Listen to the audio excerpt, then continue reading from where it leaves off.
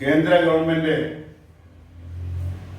വിദ്യാഭ്യാസ പദ്ധതി കഴിഞ്ഞ ദിവസം പറഞ്ഞതാണ്. എങ്കിലും ഇന്ന് അല്ലെങ്കിൽ CPIയുടെ ഭാഗത്ത് നിന്ന് അതിരൂക്ഷമായ എതിർപ്പ് ഉണ്ടായ സാഹചര്യത്തിൽ അത് CPIയും CPMും തമ്മിലുള്ള ബന്ധത്തെ ഉലയ്ക്കുന്ന നിലയിലേക്ക് മാറിക്കൊണ്ടിരിക്കുന്ന സാഹചര്യത്തിലാണ് ആ വിഷയം തന്നെ വീണ്ടും പറയാൻ നിർബന്ധിതമായത്. കേന്ദ്ര ഫണ്ട് ലഭിക്കുമ്പോൾ വിദ്യാലയങ്ങളിൽ PM-ശ്രീ എന്നുള്ള ബോർഡും കൂടി എഴുതേണ്ടി വരും. അവരുടെ ചില മാനദണ്ഡങ്ങളിൽ NEP നടപ്പാക്കുമ്പോൾ അതിന്റെ ചില മാനദണ്ഡങ്ങൾ കൂടി ഇവിടുത്തെ അതിന്റെ കേന്ദ്ര സർക്കാരിന്റെ ഫണ്ട് ലഭിക്കുന്ന വിദ്യാലയങ്ങൾ അത് അനുസരിക്കേണ്ടി വരും. 150 വിദ്യാലയങ്ങളാണ് PM-ശ്രീയിൽ ഉൾപ്പെടുത്താൻ പോകുന്നത്. അങ്ങനെ വരുമ്പോഴാണ് ഈ 150 വിദ്യാലയങ്ങളിൽ കേന്ദ്ര വിദ്യാഭ്യാസ മാനദണ്ഡം അനുസരിച്ചുള്ള മാറ്റങ്ങൾ വരുത്തേണ്ടി വരുന്നത്. അതിനുവേണ്ടിയാണ് അല്ലെങ്കിൽ ആ രംഗത്തുള്ള വിദ്യാഭ്യാസ നിലവാരം ഉയർത്തുന്നതിന് വേണ്ടിയാണ് കേന്ദ്ര ഗവൺമെന്റ് ഫണ്ടിൽ നിന്ന് 1500 കോടി രൂപ തരുന്നത്. ആ ഫണ്ട് വാങ്ങിക്കൊണ്ട് അത് നടപ്പാക്കാതിരുന്നാൽ അതിനെതിരെ ശക്തമായ നടപടി എടുക്കുന്ന സർക്കാരാണ്, അല്ലെങ്കിൽ എടുക്കുന്ന പാർട്ടി നിയന്ത്രിക്കുന്ന സർക്കാരാണ് ഇന്ന് ഇന്ത്യ ഭരിക്കുന്നത്. മുമ്പ് കോൺഗ്രസ് സർക്കാർ ഭരിച്ചിരുന്നപ്പോൾ നടപ്പാക്കാമെന്ന് പറഞ്ഞുകൊണ്ട് ഫണ്ട് വാങ്ങിച്ചിട്ട് അത് നടപ്പാക്കാതിരുന്ന സംഭവങ്ങൾ ഉണ്ടായിട്ടുണ്ട്. അത് പിന്നെ ഒത്തുതീർപ്പിലൂടെയും അല്ലാതെയും ഒക്കെ തേഞ്ഞു മാഞ്ഞു പോയ കാര്യങ്ങളുമാണ്. പക്ഷെ അതുപോലെ ഇത് നടക്കില്ല എന്നാണ് ഇതുമായി ബന്ധപ്പെട്ട ചർച്ചയിൽ അഭിപ്രായങ്ങളിലെല്ലാം ഉയർന്നു വരുന്നത്. ഒരു പരിധിവരെ അത് ശരിയുമാണ്. അപ്പോൾ എന്തിനാണ് ഇപ്പൊ ഈ CPI അടക്കമുള്ള കോൺഗ്രസ് എതിർക്കുന്നു? കോൺഗ്രസ് ഭരിക്കുന്ന സംസ്ഥാനങ്ങളിൽ ഈ NEP പദ്ധതി അംഗീകരിച്ചുകൊണ്ട് കേന്ദ്ര ഗവൺമെന്റ് ഫണ്ട് വാങ്ങിച്ചിട്ടുള്ള സംസ്ഥാനങ്ങളാണ്. അവിടെ തന്നെ പ്രതിപക്ഷ നേതാവ് പറയുന്നു പണം വാങ്ങുന്നതിൽ തെറ്റില്ല, പണം വാങ്ങണം. അതേസമയം കേന്ദ്ര ഗവൺമെന്റിന്റെ എല്ലാ പരിപാടികളും അപ്പടി നടപ്പാക്കാൻ പറ്റില്ല, അല്ലെങ്കിൽ NEP പദ്ധതി പ്രകാരമുള്ള വിദ്യാഭ്യാസ മേഖലയിലെ മാറ്റങ്ങൾ നടപ്പാക്കാൻ പാടില്ല എന്നാണ് പ്രതിപക്ഷ നേതാവ് ശ്രീ VD സതീശൻ പറയുന്നത്. അത് കേന്ദ്ര സർക്കാർ അപ്പോഴാണ് ഒരു കാര്യം ചിന്തിക്കേണ്ടത്. കോൺഗ്രസ് സർക്കാരല്ല ഇന്ത്യ ഭരിക്കുന്ന BJP സർക്കാരാണ്. അവര് കരാറിൽ ഒപ്പിടിച്ചുകൊണ്ട് ഫണ്ട് തരുമ്പോൾ ആ കരാറിൽ പറഞ്ഞിട്ടുള്ള കാര്യങ്ങളെല്ലാം സംസ്ഥാനങ്ങൾ നടപ്പാക്കാൻ ബാധ്യസ്ഥരാണ്. ഇപ്പൊ CPI എന്തിനാണ് എതിർക്കണമെന്ന് ചോദിച്ചാൽ,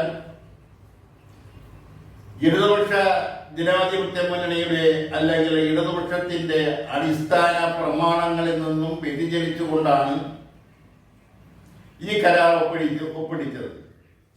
അത് ഒരു പരിധിവരെ ശരിയാണ്. CPIയുടെ മറ്റ് പ്രധാനപ്പെട്ട ആരോപണം ആരും അറിയിക്കാതെ, മന്ത്രിസഭയിൽ ചർച്ച ചെയ്യാതെ, ഇടതുപക്ഷ ജനാധിപത്യ മുന്നണിയുടെ കമ്മിറ്റികളിൽ ചർച്ച ചെയ്യാതെ വളരെ രഹസ്യമായി ഒരു സർക്കാർ ഉദ്യോഗസ്ഥരെ കൊണ്ട് ഒപ്പിടിപ്പിച്ചത് തെറ്റായിപ്പോയി, അത് അംഗീകരിക്കാനാവില്ല എന്ന നിലപാടാണ് CPI എടുത്തിരിക്കുന്നത്. പലപ്പോഴും CPIയും CPMും തമ്മിൽ അഭിപ്രായ ഭിന്നതകൾ ഉണ്ടായിട്ടുണ്ട്. ആ അഭിപ്രായ ഭിന്നതകൾ മുൻപും പിൻപും ഇപ്പോഴും ചില കാര്യങ്ങൾ നടക്കുന്നു. പിന്നെ അത് അനുരഞ്ജന സംഭാഷണങ്ങളിലൂടെയും ഉഭയകക്ഷി ചർച്ചകളിലൂടെയും ഒക്കെയാണ് പരിഹരിക്കപ്പെടുന്നത്. പല കാര്യങ്ങളിലും CPM-ഉമായിട്ട് CPIക്ക് അഭിപ്രായ ഭിന്നതയുണ്ട്. പലപ്പോഴും ലയിക്കുന്നതിന് അവർ CPI കമ്മ്യൂണിസ്റ്റ് ഏകീകരണത്തിനും പുനരേകീകരണത്തിനും CPI പലപ്പോഴും തയ്യാറായിട്ടുണ്ട്. എന്നാൽ അപ്പോഴെല്ലാം CPM ആണ് ചില കാര്യങ്ങൾ മുന്നോട്ട് വെച്ചുകൊണ്ട്, അതായത് കമ്മ്യൂണിസ്റ്റ് പാർട്ടി പുലരാനുണ്ടായ സാഹചര്യം എന്താണോ ആ സാഹചര്യം ഇപ്പോഴും നിലനിൽക്കുന്നു എന്നാണ് CPIM പറയുന്നത്. ഇന്ത്യൻ ബൂർഷ്വാസിയെ വിലയിരുത്തുന്നതിനുള്ള അഭിപ്രായ ഭിന്നതയാണ് ഇന്ത്യൻ കമ്മ്യൂണിസ്റ്റ് പാർട്ടി പിളരുന്നതിനുള്ള പ്രധാനപ്പെട്ട കാരണം. പിന്നെ ചൈന ഇന്ത്യ ആക്രമിച്ചപ്പോൾ ആ ചൈനീസ് യുദ്ധത്തെ വിലയിരുത്തുന്നതിനുള്ള അഭിപ്രായ ഭിന്നത. ഒരു ഭാഗം ചൈനയ്ക്ക് അനുകൂലമായ നിലപാടെടുത്തപ്പോൾ ഒരു വിഭാഗം ചൈന വിരുദ്ധ നിലപാടെടുത്തു. അതെല്ലാമാണ് അവസാനം 64-ലെ പിളർപ്പിന് കാരണമായത്. ഇന്ത്യൻ കമ്മ്യൂണിസ്റ്റ് പാർട്ടി പിളർന്നത് എന്തെന്ന് ചോദിച്ചാൽ 1964 എന്നാണ് സാധാരണ പറയുന്നതെങ്കിൽ തന്നെയും ഇന്ത്യൻ കമ്മ്യൂണിസ്റ്റ് പാർട്ടി ആദ്യം പിളർന്നത് 1928-ലെ കൽക്കട്ട പാർട്ടി കോൺഗ്രസിൽ വെച്ചാണ്. അന്ന് ആ കൽക്കട്ട പാർട്ടി കോൺഗ്രസിൽ MN റോയ്, ശ്രീ മദൻ മോഹൻ റോയ് അവതരിപ്പിച്ച ഒരു പ്രമേയം, അതായത് കമ്മ്യൂണിസം എന്ന് പറയുന്നത് ഒരു സാങ്കല്പിക ശാസ്ത്രമാണെന്ന് വിലയിരുത്തിക്കൊണ്ടുള്ള ഒരു പ്രമേയമായിരുന്നു അത്. ആ പ്രമേയം ആദ്യം അവതരിപ്പിക്കാൻ കേന്ദ്ര എക്സിക്യൂട്ടീവ് കൗൺസിൽ അനുവാദം കൊടുത്തില്ല. പിന്നെ ചില ഉത്തരവിന്റെ അടിസ്ഥാനത്തിൽ ആ പ്രമേയം പാർട്ടി കോൺഗ്രസിൽ അവതരിപ്പിക്കാൻ അനുവാദം കൊടുക്കുകയായിരുന്നു. ആ പാർട്ടി കോൺഗ്രസിൽ അത് വോട്ടിനിടണമെന്ന് MN റോയ് ആവശ്യപ്പെട്ടതനുസരിച്ച് വോട്ടിനിട്ടു. വോട്ടിനിട്ടപ്പോൾ ആ പ്രമേയം പരാജയപ്പെട്ടു. അങ്ങനെയാണ് നടപടിക്ക് വിധേയരാകുമെന്ന് ഉറപ്പായപ്പോൾ MN റോയും കൂട്ടരും ആ പാർട്ടി കോൺഗ്രസിൽ നിന്നും പുറത്തു പോവുകയും അവർ Calcutta Communist Party of India എന്നൊരു പുതിയ കമ്മ്യൂണിസ്റ്റ് പാർട്ടി രൂപീകരിക്കുകയും ചെയ്തു. അങ്ങനെ ആദ്യമായിട്ട് ഇന്ത്യൻ കമ്മ്യൂണിസ്റ്റ് പാർട്ടി പിളരുന്നത് 1964 അല്ല, 1928-ലാണ്. അവിടെ നിങ്ങാണ്ട് പരസ്പരം ശത്രുക്കളെ പോലെ പെരുമാറിയ ഒരു കാലഘട്ടം ഉണ്ടായിരുന്നു. പിന്നീട് 67 ഒരുമിച്ചു.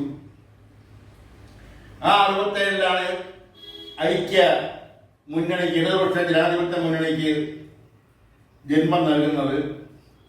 അത് 70-ആയപ്പോഴേക്കും അത് പരാജയമായി. അന്നും CPIയും CPM-ഉം തമ്മിലുള്ള പിണക്കം, അകൽച്ച ആയിരുന്നു ആ മന്ത്രിസഭയുടെ പതനത്തിൽ കൊണ്ടെത്തിച്ചത്. അതിനുശേഷം വന്ന അച്യുതമേനോൻ മന്ത്രിസഭ, അത് ഏകദേശം 1980 വരെ ആ മുന്നണി നിലനിന്നു. പിന്നീടാണ് CPI കോൺഗ്രസ് നേതൃത്വം കൊടുക്കുന്ന മുന്നണിയിൽ നിന്നും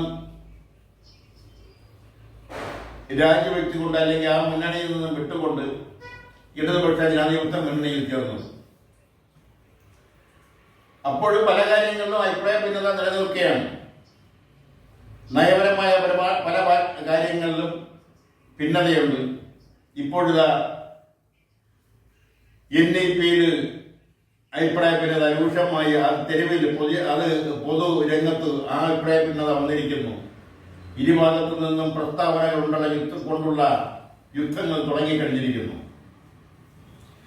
ഇത് ഇടതുപക്ഷ ജനാധിപത്യ മുന്നണിയിൽ ചർച്ച ചെയ്ത് ഒരു ഏകദേശ തീരുമാനത്തിൽ എത്തിയതിനു ശേഷം, അത് മന്ത്രിസഭയിലും ചർച്ച ചെയ്ത് ഒരു തീരുമാനത്തിൽ എത്തിയതിനു ശേഷമാണ് NEP കരാറിൽ വിദ്യാഭ്യാസ മന്ത്രിയുടെ പ്രതിനിധി, അല്ലെങ്കിൽ കേരളത്തിലെ വിദ്യാഭ്യാസ വകുപ്പിന് വേണ്ടി ഒപ്പിട്ടതെങ്കിൽ ഈ അഭിപ്രായ ഭിന്നത ഉണ്ടാകുമായിരുന്നില്ല. കേരളത്തിന് എല്ലാ മേഖലകളിലും സാമ്പത്തികം ആവശ്യമാണ്. കേന്ദ്രം സാമ്പത്തികം തരുന്നില്ല എന്നുള്ള വിളി ഉൾവിളി തുടങ്ങിയിട്ട് കാലമേറെയായി. അപ്പോൾ ലഭിക്കുമെന്നുള്ള ഈ 1500 കോടി രൂപ അത് വേണ്ടെന്ന് വെക്കരുത് എന്ന് തന്നെയാണ് പ്രതിപക്ഷ നേതാവ് വി.ഡി. സതീശന്റെ അഭിപ്രായം. പക്ഷേ കേന്ദ്ര ഗവൺമെന്റ് കൊണ്ടുവരുന്ന വിദ്യാഭ്യാസ നയം അപ്പടി നടപ്പാക്കാൻ പാടില്ല എന്നാണ് അദ്ദേഹത്തിന്റെ അഭിപ്രായം. ഇവിടെ കോൺഗ്രസ് ഭരിക്കുന്ന പല സംസ്ഥാനങ്ങളിലും ഇത് നടപ്പാക്കിക്കൊണ്ടിരിക്കുന്നു. അവിടെയെല്ലാം കേന്ദ്ര ഗവൺമെന്റ് ഫണ്ടും വാങ്ങിയിട്ടുണ്ട്. അതുകൊണ്ട് CPI-CPM തർക്കം, CPI മന്ത്രിമാരെ പിൻവലിക്കുമെന്നുള്ള ഭീഷണി മുടക്കിയിരിക്കുന്നു. അത് ഉപേക്ഷി ചർച്ചയിലൂടെയോ അല്ലെങ്കിൽ അടിയന്തരമായി ഇടതുപക്ഷ ജനാധിപത്യ മുന്നണി വിളിച്ചുകൂട്ടി അവിടെ ചർച്ച ചെയ്ത് പരിഹരിച്ചുകൊണ്ട് അത് തെരുവിൽ നിന്നും പാർട്ടി കമ്മിറ്റികളിലേക്ക് മാറ്റണമെന്നുള്ള അഭിപ്രായമാണ് ഈ അവസരത്തിൽ പറയാനുള്ളത്. നിർത്തുന്നു.